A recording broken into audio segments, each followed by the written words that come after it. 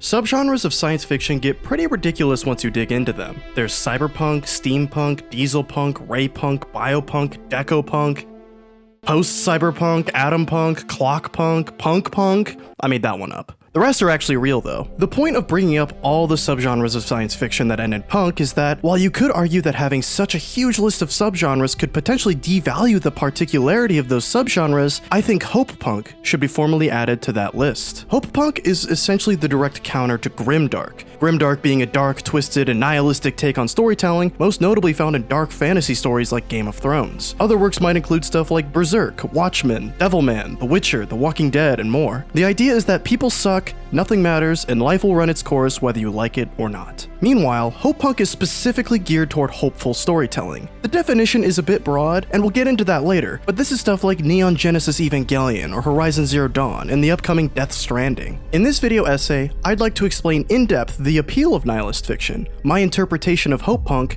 what currently exemplifies Hopepunk, why it's important, and finally, why video games are the progenitors of Hopepunk as an official subgenre of science fiction.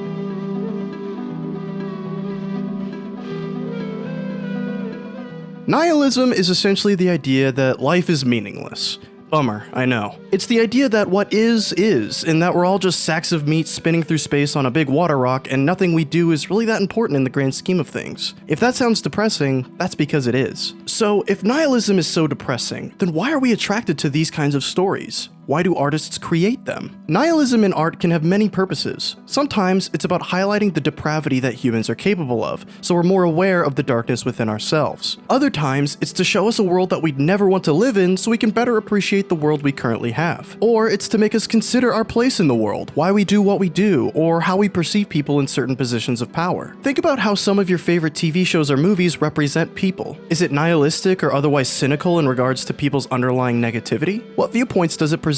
Is it critical of human nature, or ultimately inconclusive about it? In terms of nihilistic fiction, I think Game of Thrones is the biggest example. Game of Thrones became infamous for its unflinching depiction of the harsh course of life. People make bad decisions, do truly awful things, and people who don't deserve to die do. Game of Thrones is about the harsh reality of life, and how it will run its course through time no matter how painful or desolate that reality may be. I think one of the reasons Game of Thrones was so successful is because it made people think more about the world they're currently in, and how the fantasy inside the TV wasn't as different to the reality outside the TV as it may seem at first. But to me, there's no greater reflection of a current society's viewpoint than memes. The most accurate reflection of society is found in its art and humor, right? As of publishing this, the fervor has died down a bit, but the most popular trend at the moment is the Area 51 situation. It's all a bit of a joke, one I find quite funny in fact, but one of the main constants inherent to its comedic value is the thought of, may as well try it, we all want to die anyway. But hey, let's see them aliens. Why are younger millennials and zoomers so indifferent when it comes to their own lives, even if it's a joke? Now, that's a larger, more complex question that goes well beyond my area of expertise. It could come down to socioeconomics, self-fulfilling prophecies based on public perception, our current political climate. The point is, there are usually a variety of reasons behind certain societal movements. Regardless of reasoning, though, the underlying themes behind a lot of today's humor is indicative of the age we're living in. It's the age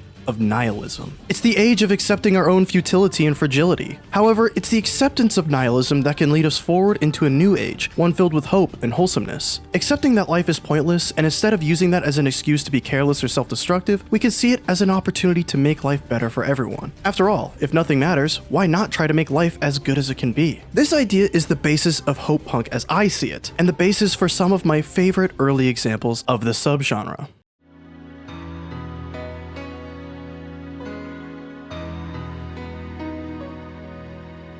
The opposite of dark fantasy is hopeful science fiction. Due to the ambiguity of an emerging subgenre, Hopepunk is mostly up to interpretation. Personally, I'd specifically narrow down Hopepunk to something that presents an apocalyptic or mostly bleak scenario first, but uses that darkness to conclude that life is still worth fighting for even at the absolute worst of times. When you look back to some of the early harbingers of Hopepunk, it's hard to find anything that meets my admittedly specific criteria. I fully acknowledge that my definition of Hopepunk may differ from the commonly accepted norm or from the definition the original originator of the term, Alexandra Rowland, created. She stated in a blog post that Hopepunk says that kindness and softness doesn't equal weakness, and that in this world of brutal cynicism and nihilism, being kind is a political act, an act of rebellion. It's a bit broad in my opinion. Rowland's definition doesn't specify the kind of setting, aesthetics, or structure, just that the idea is to highlight kindness and to see it as the rebellion against the norm. That's where the punk in Hopepunk comes from. Her definition was born from our current fascination with nihilism, but also from the fear of letting cynicism and negativity in the political and overarching societal landscape becoming the basis for who we are. However, some of the earliest examples of hope in the face of great adversity aren't necessarily based in politics, but on personal issues like mental health. And this brings me to one of the best, most apt, and earliest examples of Hopepunk, Neon Genesis Evangelion. Neon Genesis Evangelion. And I know it's not a video game, but it's probably influenced some of the most popular video games around, so it's still worth discussing in a gaming context. Evangelion is what helped me create my own interpretation of Hopepunk. Hopepunk accepts nihilism. Hopepunk accepts nihilism in the sense that if life is meaningless, then we can move forward from there. It says, yeah, life sucks, but there's always a reason to keep going. And if life is meaningless, then there's no reason not to make things better. Full Evangelion spoilers follow.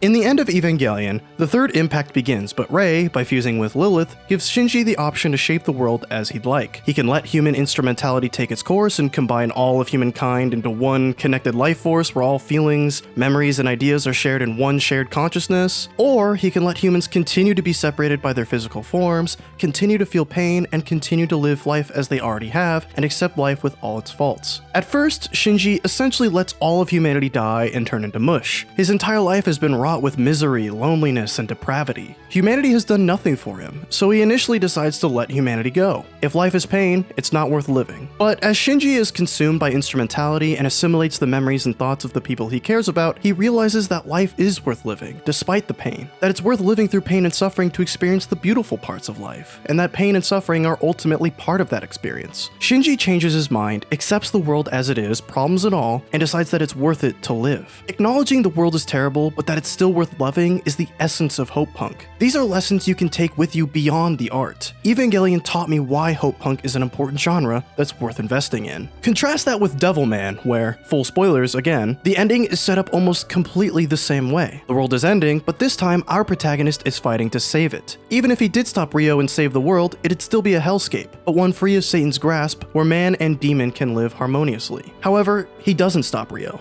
Devilman fails, the world ends, dooming humanity to repeat the cycle that led them to their demise in the first place. It's an apocalyptic situation with no hope. Devilman and Berserk 2 are actually great counterparts to Evangelion. But, of course, this is a video games channel, not an anime or film channel. Despite the relevance of film and TV in regards to Hopepunk, I want to focus more on how games will, and already do, exemplify this genre and move it forward.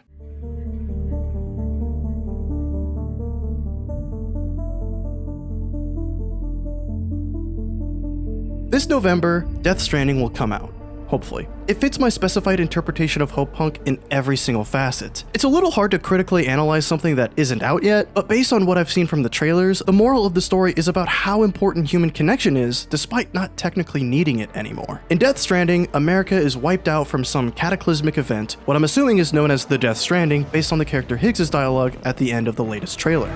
You see, I've come to understand the truth of the Death Stranding. Oh, it's so hard to form connections when you can't shake hands. The overarching arm of a unified nation under government is gone, and humans have reverted back to separated mini-societies without any connection to other societies. The job of Norman Reedus' character Sam Bridges, which, in hindsight, is a pretty on-the-nose name, is to reconnect those isolated societies and reforge a new America. The entire goal of Death Stranding is to unite a fractured society in the face of extreme adversity. The trailers are lined with character quotes about hope and humanity. The official tagline of the game is "Tomorrow is in your hands." It's Hopepunk, through and through. The whole wide world will be yours to explore. You'll be able to go wherever you want. Even the moon. Death Stranding is a game built on the idea that we as a species are lost right now, but we will find our way. That we'll reconnect with each other in new ways, but we as humans will always seek out other people. Perhaps this idea could be in response to current trends of intense personal isolationism in Japan. There's this deeply disturbing trend there called the lonely deaths, where citizens will pass away in their apartments alone and no one will know for days, weeks, or even months. This trend is usually reserved for the elderly, but the fear is that, due to recent developments in technology and our decreasing need or desire for other people, this trend will will trickle down to younger generations and other cultures. Or maybe Death Stranding's themes are more in connection to our current political climate and our unwillingness to listen to or even regard anyone outside of our isolated societies, much like in the game itself. Even if neither of those interpretations are true, this is how I know video games will be the medium that legitimizes this genre. Up until specific entries like Nier Automata and Horizon Zero Dawn, Hopepunk lacked a very defined set of rules, or a particular set of works that you can point to. Until recently, it was found in random outliers throughout time, like Evangelion or Children of Men. But thanks to video games, we have a solid foundation on which to build from.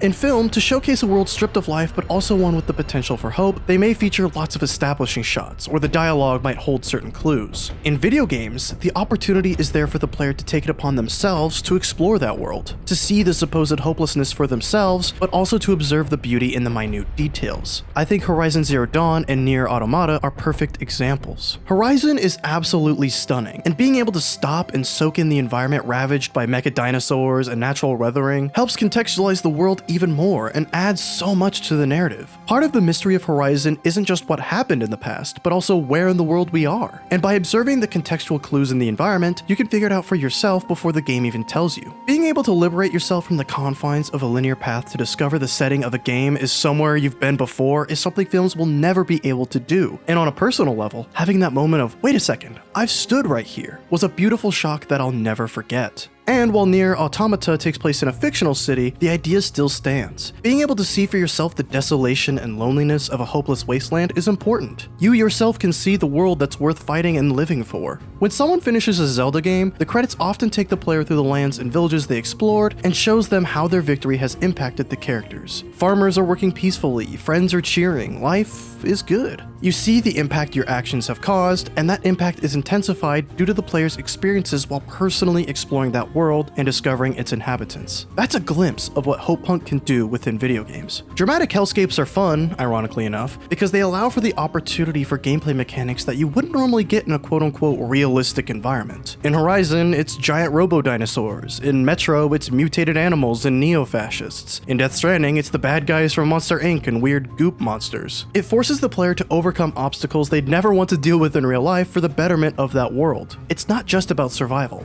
it's about prosperity. In terms of player agency over narrative, however, I can imagine an Evangelion-like situation where the player is faced with deciding the fate of all humanity, and they base their decisions based off of how they were treated throughout their journey. The option to give you, the player, the choice to make that decision after hours of exploration and discovery, it can't be done anywhere else. Hopepunk, as it stands now, won't be an officially recognized subgenre. The definition of anything that's even remotely hopeful as Hopepunk is way too broad and could apply to just about any movie, game, or story where the main character or some ambiguous positive force overcomes a difficult situation where the odds are against them. Should we really count anything that meets that criteria as Hopepunk? Is The Lord of the Rings Hopepunk? Is The Martian? Is Napoleon Dynamite Hopepunk? We have to draw the line somewhere. Something wouldn't be steampunk if everything was exactly as it is in reality, except some cars run on steam power. It would have an element of steampunk, but the work itself would not be steampunk. It's about aesthetic, it's about setting, it's about taking advantage of that idea to tell a unique story. It's not enough to simply be hopeful to be considered Hopepunk. There have to be specific guidelines before you consider a work to be that subgenre. It's the stuff that accepts and depicts a nihilistic, dark, depressing world and says, you know what? We can work with this. Because that's how we, through our newly nihilist eyes, should see the world. And I see video games leading the charge with games like Death Stranding, establishing a defined rule set for what defines what Hopepunk is, hopefully shining a light of hope on whoever needs it.